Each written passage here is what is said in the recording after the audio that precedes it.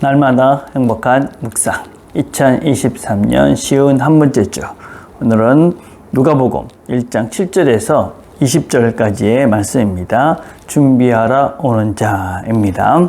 1장 7절입니다. 엘리사벳이 잉태를 못함으로 그들에게 자식이 없고 두 사람의 나이가 많더라. 자, 1장 13절입니다. 천사가 그에게 이르되 사가랴여 무서워하지 말라. 너의 간구함이 들린지라.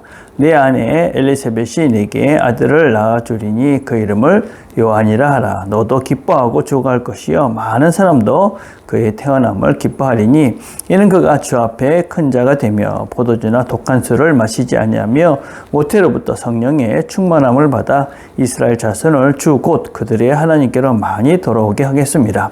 그가 또 엘리야의 심령과 능력으로 주 앞에 먼저 와서 아버지의 마음을 자식에게 거스린 자를 의인의 슬기에 돌아오게 하고 주를 위하여 세운 백성을 준비하리라. 사가랴가 천사에게 이르되 내가 이것을 어떻게 알리요? 내가 늙고 아내도 나이가 많으니이다. 천사가 대답하여 이르되 나는 하나님 앞에 서 있는 가브리엘이라. 이 좋은 소식을 전하여 내게 말하라고 보내심을 받았노라. 보라, 이 일이 되긴 날까지 내가 말 못하는 자가 되어 능히 말을 못하리니 이는 내가 내 말을 믿지 아니함이거니와 때가 이르면 내 말이 이루어지리라 하더라. 아멘. 자, 묵상 질문 1번입니다. 사가랴와 엘리사벳은 지금 어떤 형편 속에 있습니까? 우리는 지금 대림절 세 번째 주로서 이제 예수님께서 오시는 내용들을 살펴보고 있습니다. 예수님이 오시기 전에 이제 세례 요한이 탄생을 하죠. 근데 세례 요한의 부모였던 이 엘리사벳과 사가랴의 형편이 어땠냐면 잉태하지 못하고 자식이 없고 그래서 나이가 또 많았던 형편입니다. 그래서 더 이상 자식을 낳을 수 없던 그런 형편이 지금 이 세례 요한의 부모의 형편이었습니다. 그 당시에는 자녀가 없다는 것은 하나님의 징계거나 아니면 죄의 결과다 이렇게 생각을 했습니다.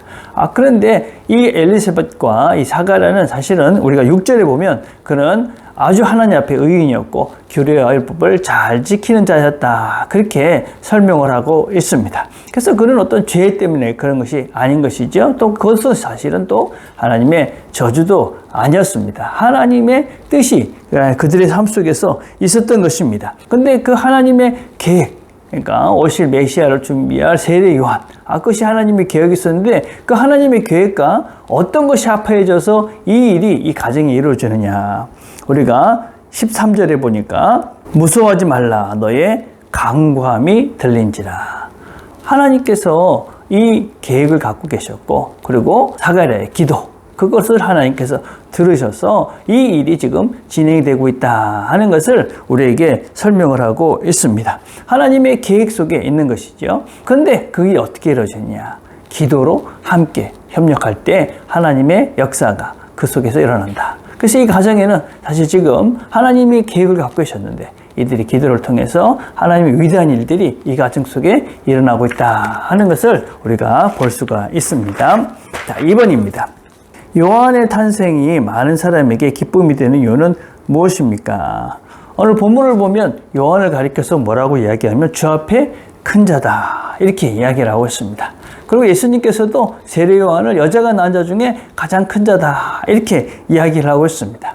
과연 어떤 면에서 이 요한은 세례 요한은 그렇게 큰 자가 되었습니까? 그는 부자가 아니었습니다. 명예가 있던 것도 아니었고 권력이 있지도 않았습니다. 심지어는 그의 마지막을 보면 참으로 초라하게 그가 최후를 맞이하는 것을 우리가 알 수가 있습니다. 그런데 어떻게 그는 주 앞에 큰 자가 됐고 그리고 또 예수님께서 여자가 나중에 제일 큰 자다 이런 칭호를 받을 수 있었느냐. 그는 광야에서 외치는 소리였습니다. 소리라는 것은 보이지 않는 것이죠. 그가 광야에서 외치는 소리로 무엇을 한 것이냐.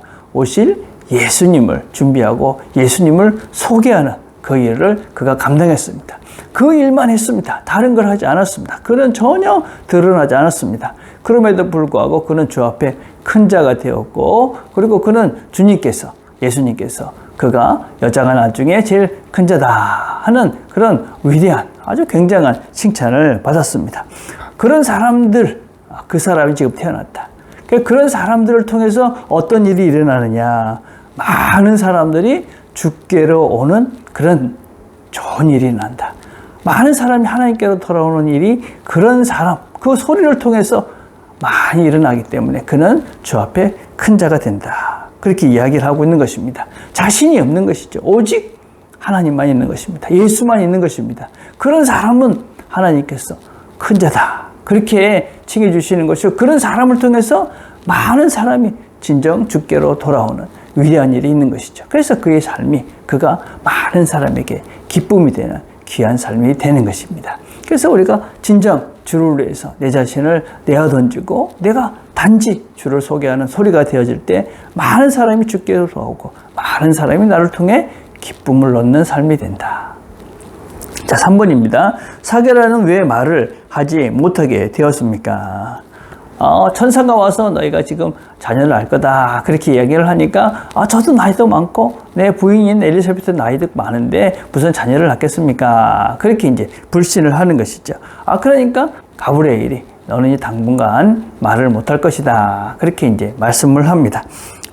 침묵하게 합니다. 시간을 보내게 하죠.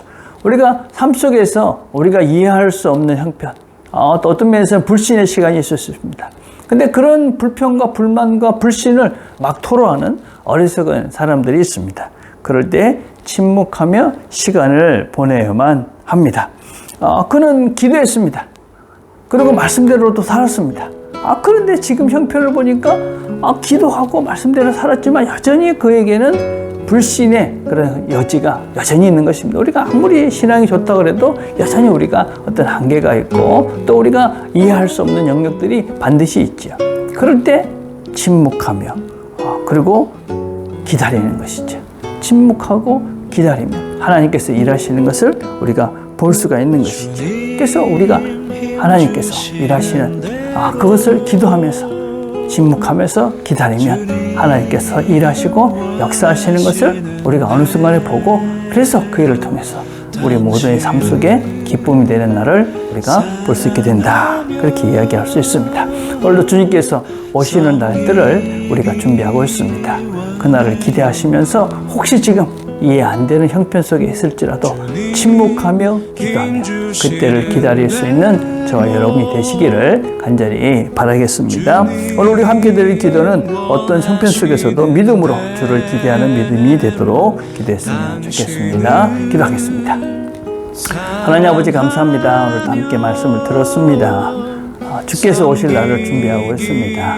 우리가 성탄절을 준비하면서 오실 주님을 기대하면서 또 주께서 일하실 것도 기대하면서 기도하며 그날을 기대하며 무엇보다도 우리 삶 속에서 일하실 하나님을 기대하며 이 날들을 잘 보낼 수 있도록 믿음으로 이 날들을 잘 보낼 수 있도록 은혜를 베풀어 주시옵소서. 예수님의 이름으로 기도드립니다.